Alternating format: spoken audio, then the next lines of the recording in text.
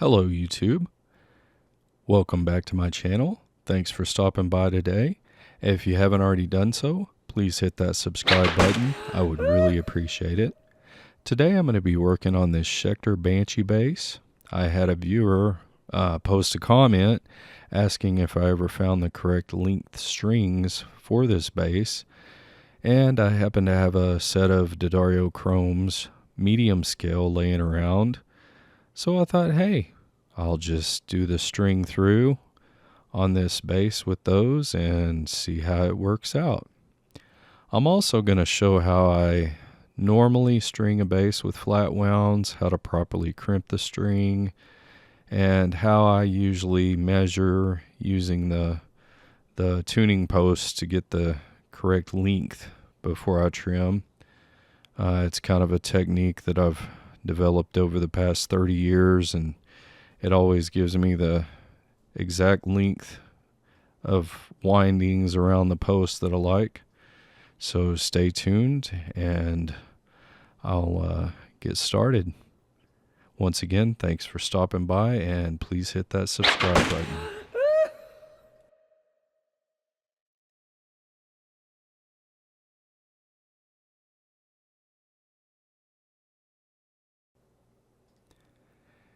I'm going to try to avoid talking through this whole video, but I would like to comment on how cool this bass is.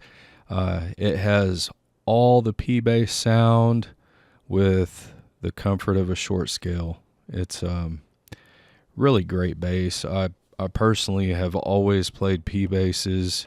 It just feels the most comfortable to me. The first bass I ever owned was a Japanese knockoff of a Fender Precision bass, and then I kind of transitioned over to a custom bass that I built myself, which is a P bass with a jazz bass neck. Really like the jazz bass neck for comfort, and this Schecter Banshee bass is just so comfortable and it sounds great, and I'm anxious to hear what these strings sound like when I get them put on. These are the D'Addario Chromes 45, 65, 80, 100, the medium scale. I had an extra set just as a backup for one of my other basses, Hofner bass. And like I said, I'm going to string these through just to test to see the length.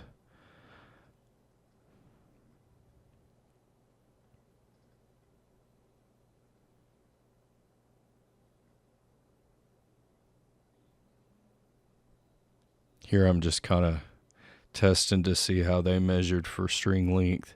I don't know if these are the stock strings or if these are the strings. I bought this bass used, so I don't know if the person that... It was actually a blemish, so I'm sure it was returned. I don't know if the person changed the strings or not.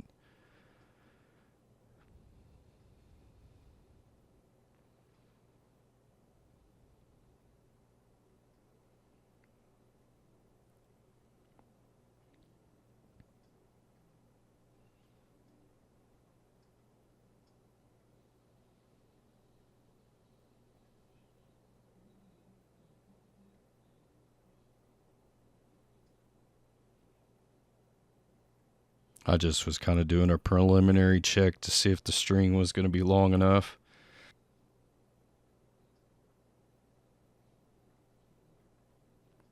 One thing I always like to do is double and triple check to make sure that when you're stringing through the body, always make sure that you're pulled all the way into the hole before you actually measure to trim. And I'm not quite sure if you'll see it on this clip, but what I normally do is I pull the string tight and then I go 2.5 posts above the string that I'm stringing, and then I bend the string and then clip it On flat wound strings, you always want to bend the string before you trim it, just because there is a possibility that the winding could loosen.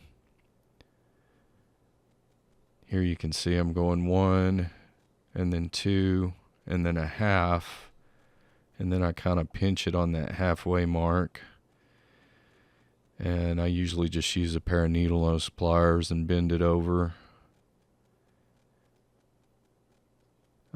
Make sure I get a good crimp, and then trim it just below where you crimp the wire over, just so it's big enough to go down into the tuning post hole. And by doing the 2.5, I've found that gives a perfect 2 wraps around the tuning post. I've never been a big fan of having multiple windings around the tuning post. Just kind of over the years, I've discovered that 2 wraps is plenty.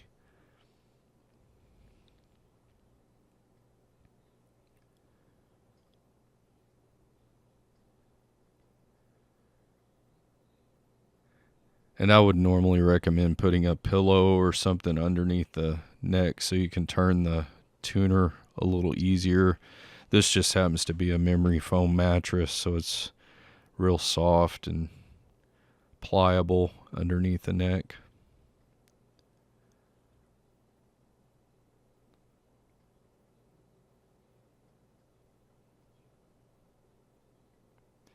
And I've mentioned it before in other videos, I'm not a big fan of string winders. I'm never in that big of a hurry. I would rather take my time and wind it up instead of using the string winder to rapidly wind it up, because I've found that if I wind it up by hand, I can get more control over the string while I'm stringing it.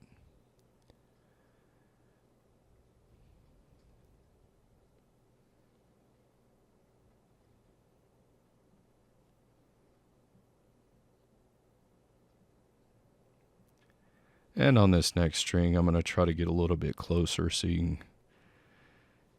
see more of the way I measure and crimp and clip the string. Once again, I always make sure that it's seated into that string through ferrule back in the back. Then I just make sure that I pull it tight. And here I'm just measuring. You go 1, 2.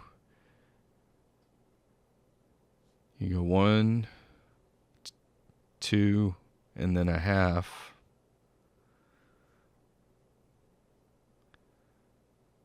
I was measuring. I pulled it back so I could measure the half more precisely. Then you just get a pair of needle nose pliers and crimp it over. Make sure you've got a good bend in the string. That just prevents those windings from coming loose.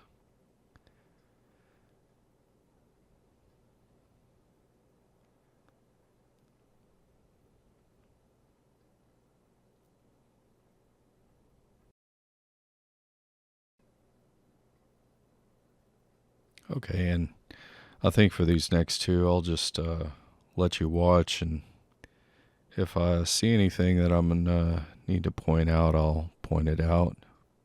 But otherwise, it's pretty much the same on the next 2 strings.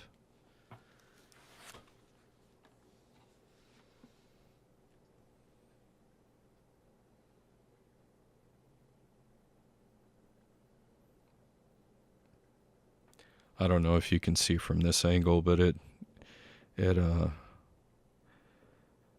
by measuring it this way, you get a consistent wrap on all the strings.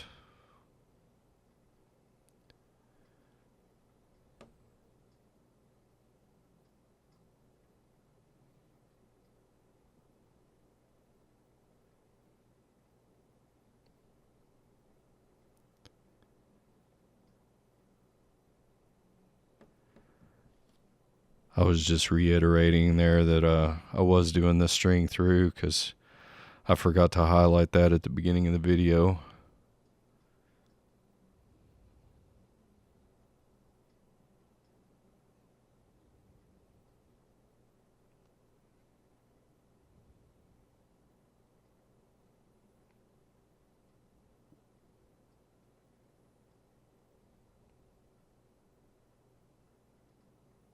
And on this one, I don't know if it's obvious in the video, but I actually did mismeasure on this string, and I went back and retrimmed it. Once again, when you stretch that string out, when you get down to the D and the G string, you kind of have to pull it back and use the other post to measure, and just pull the string tight, kind of pinch it at the tuner post that you're using, and then measure the 2.5. It's always 2.5. But I did go back later on and trim off that little extra so I would get the consistent windings.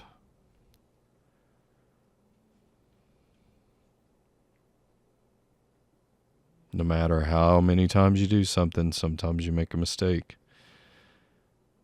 But at least I measured it too long, and because you can't ever put the string back on once you trim it. So always measure, always make sure you got your 2.5.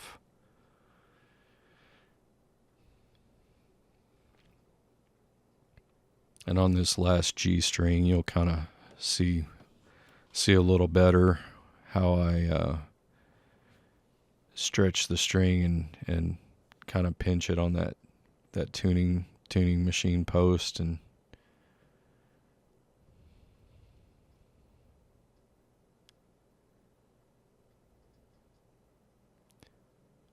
this will be the last string.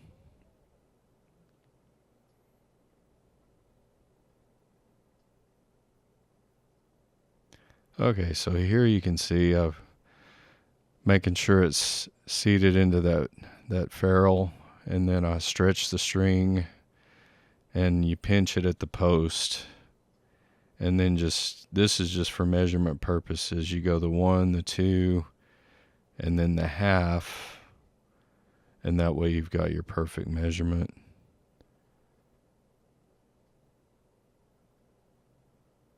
I know a lot of times on that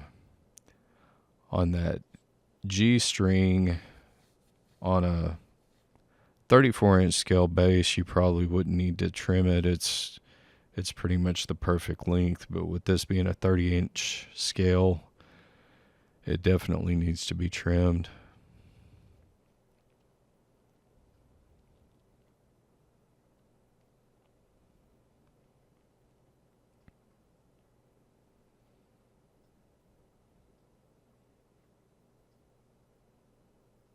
And I'd much rather hand wind the string because I can hold the tension on there and make sure I'm getting the string even on the sound post.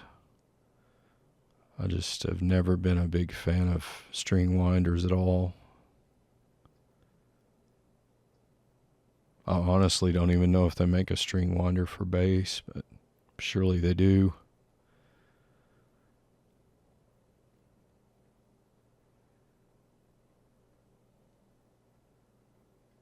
Okay, so once I get the strings on, I just kind of do an initial tuning.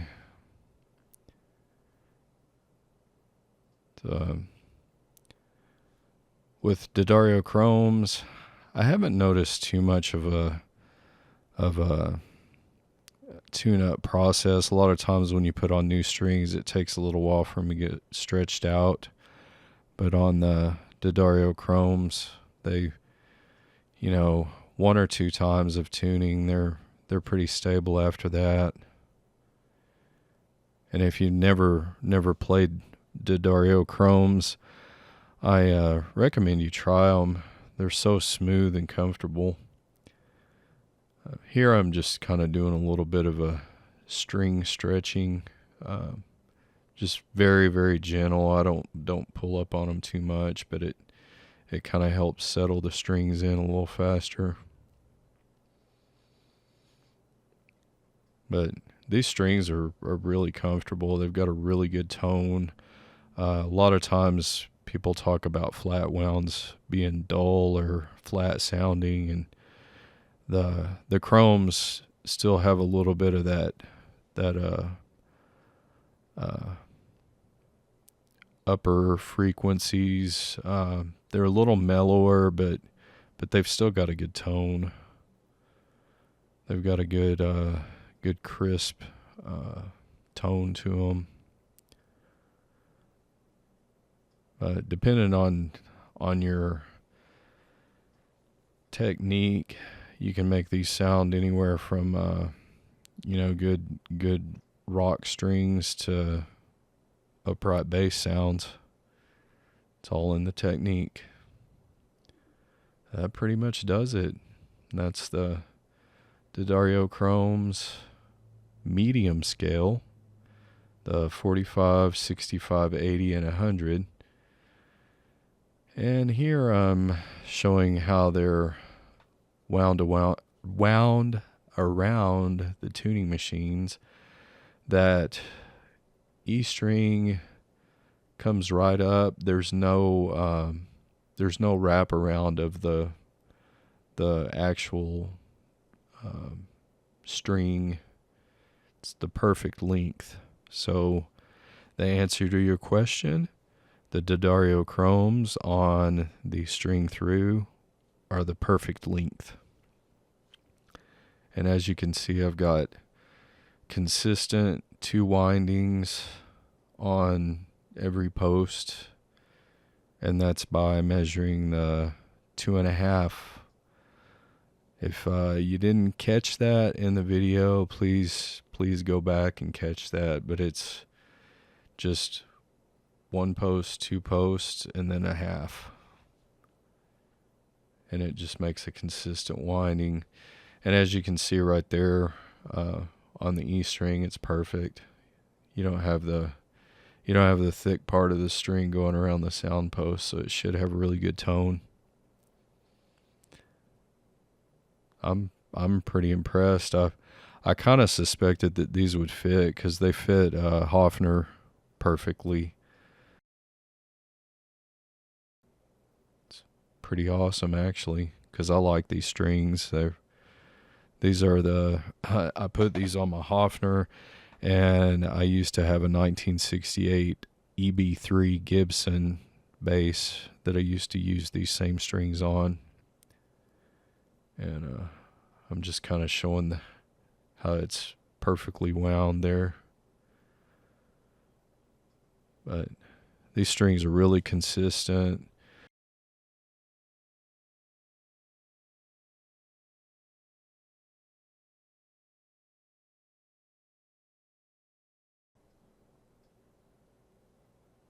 That's the ECB81M 45, 65, 80, and 100. And these are perfect for the Schecter Banshee bass. Once again, thanks for watching. Please hit that subscribe button. And if you want to know when I post new content, hit that bell notification.